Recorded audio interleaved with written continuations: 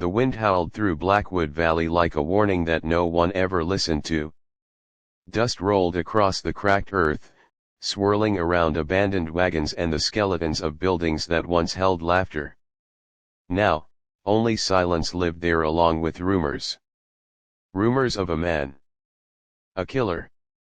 They called him Elias Crowe. No one knew where he came from. Some said he was born in war. Others believed he crawled out of hell itself. But one thing was certain: if Elias Crowe was after you, you were already dead. He never missed. Elias rode into town just before sunset. His black coat fluttered behind him, stained with years of blood and gunpowder. His face was calm, too calm. The kind of calm that only comes from someone who has seen too much, and felt too little. His eyes scanned the town slowly. Broken doors. Closed windows. Fear hiding behind curtains. Good. Fear made things easier. He stopped his horse outside a saloon with a crooked sign that read, "The Red Widow." Without hesitation, he stepped inside. The saloon fell silent instantly. Cards stopped mid-air. Whiskey glasses froze halfway to lips. Even the piano player missed a note. Everyone recognized him. Or at least, they recognized what he represented. Death. Elias walked to the counter, his boots echoing against the wooden floor like gunshots. "Whiskey," he said, his voice low and cold. The bartender, a nervous old man, poured it with shaking hands. Elias took a sip. Then another. Then he spoke again. "I'm looking for someone." No one answered. Of course they didn't. He placed a coin on the counter.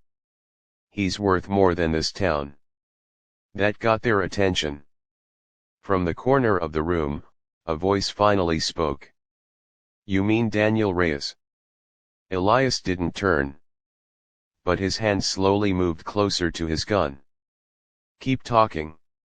A man stepped forward, thin, sweating, desperate.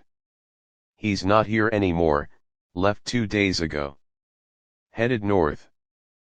But you won't catch him." Elias finally turned his head slightly. "And why is that?"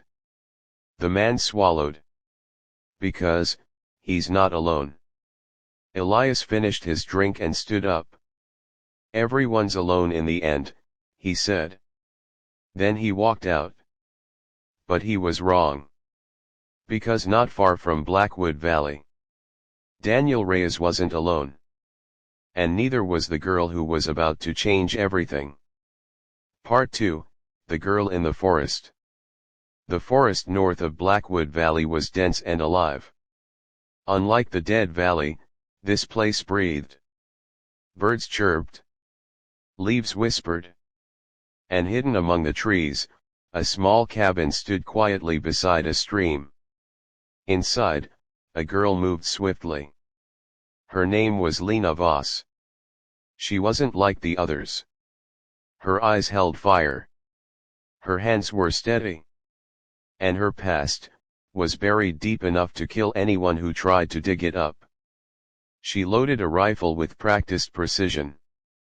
"You're late," she said without turning. Behind her, the door creaked open. Daniel Reyes stepped inside, exhausted and bleeding. "I had company," he said. Lena sighed. "That man again?" Daniel nodded. "He's closer than I thought." Lena finally turned. "And you led him here?" Daniel shook his head quickly. "No, I made sure." A gunshot echoed in the distance. Both of them froze. Lena's eyes narrowed. "You were saying?" Part 3, The Hunter Arrives. Elias Crowe stood at the edge of the forest. He knelt, touching the ground. Fresh tracks. 2 people. 1 injured.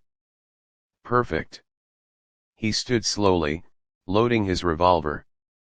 This ends tonight, he whispered. Back at the cabin, Lena moved quickly. Pack only what you need, she said. Daniel grabbed his bag. We can still run. No, Lena interrupted. Her voice was firm. We're not running anymore. Daniel stared at her. You don't understand who he is. Lena picked up her rifle and slung it over her shoulder. And you don't understand who I am. Outside, the wind picked up. The forest grew quiet. Too quiet. Lena stepped out of the cabin first. Daniel followed. Then they heard it. A slow, steady sound. Footsteps. Not rushing. Not hiding. Confident. Like death, taking its time. Elias stepped into the clearing. For the first time, their eyes met. And something unexpected happened. He paused. Not because of Daniel. But because of her. Lena Voss. There was something in her forest held its breath. No birds. No wind. No sound except the faint creak of leather and the slow, deliberate ticking of death.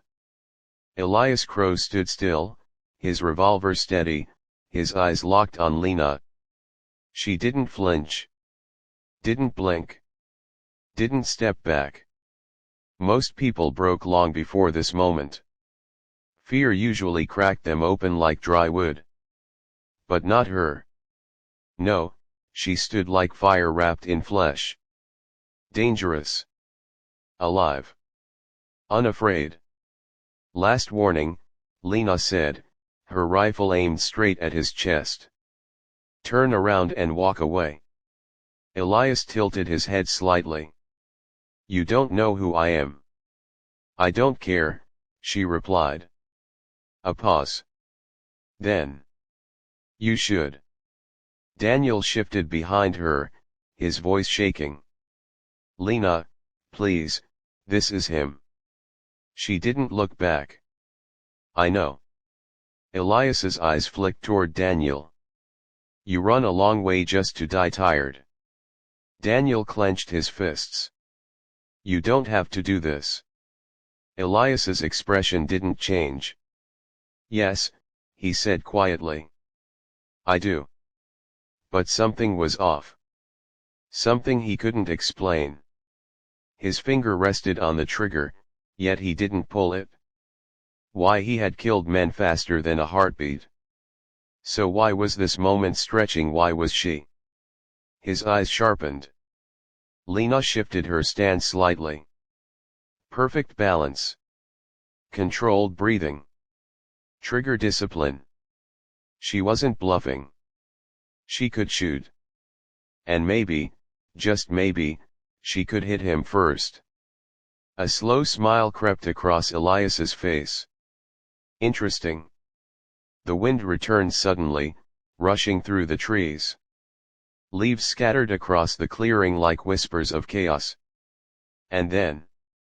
Bang. Daniel screamed and dropped to the ground. But he wasn't hit. The bullet had struck the tree beside him. Splintering wood. A warning shot.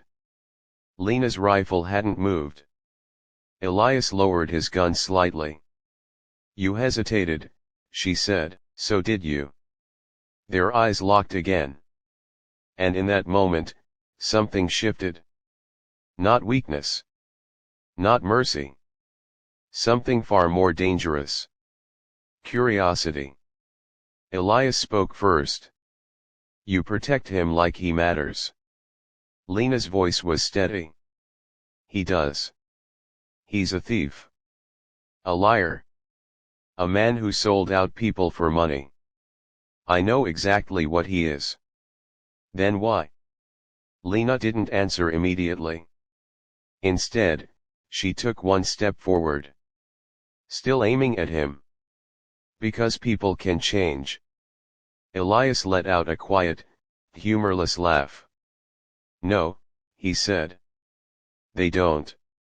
For a second. Just a second. Something flickered in Lena's eyes. Pain. Old and buried. You're wrong. Silence again. But this time, it wasn't empty. It was charged. Like lightning waiting to strike. Daniel slowly stood up behind her. We don't want trouble, he said. Take the money. Take everything. Just let us go. Elias didn't even look at him. This was never about money. Lena's grip tightened on her rifle. Then what? Elias's voice dropped. Dead. Daniel froze. And that told Lena everything. She didn't take her eyes off Elias. What did he do? Elias finally looked at Daniel again. And this time, there was something darker in his expression. He betrayed someone, Elias said. Someone who trusted him. Daniel's voice cracked. I didn't know they'd kill them. You knew enough. The sudden force in Elias's voice shook the air. Even Lena felt it. This wasn't just business. This was personal. Elias stepped forward. Lena adjusted her aim instantly. Don't. But he didn't stop. Move out of the way, he said. This doesn't concern you. It does now. Another step. Closer. Closer. Now only a few feet between them. Why? Elias asked, his voice quieter now. Why risk your life for him? Lena's answer came without hesitation. Because no one stood for me when I needed it. That hit something. Deep. Hidden. Buried under years of blood. Elias's hand tightened slightly on his gun. Everyone stands alone, he said. Lena shook her head. No. That's just what people like you tell themselves, so you don't have to feel anything. Silence. Heavy. Dangerous. Then something unexpected happened. Elias lowered his gun completely. Daniel blinked in disbelief. Lena didn't move. Didn't trust it? Don't mistake this, Elias said. I can kill both of you before you breathe. Then why aren't you? She asked. Elias looked at her again. Really looked this time. At the strength in her stance. The fire in her eyes. The way she didn't run. Didn't beg. Didn't break. And for the first time in years, he didn't have an answer. Leave, he said finally. Daniel didn't wait. Lena, come on. But she didn't move. Go, she told Daniel. What? Go. Daniel hesitated, then ran. Disappearing into the forest. Now it was just the two of them. Elias and Lena. The tension didn't fade. It changed. Shifted. Turned into something neither of them expected. You let him go, Lena said. For now. You could have killed him. Yes, but you didn't. Elias stepped closer. Now they were only a breath apart. You're the reason. Her heart skipped. But her face didn't show it.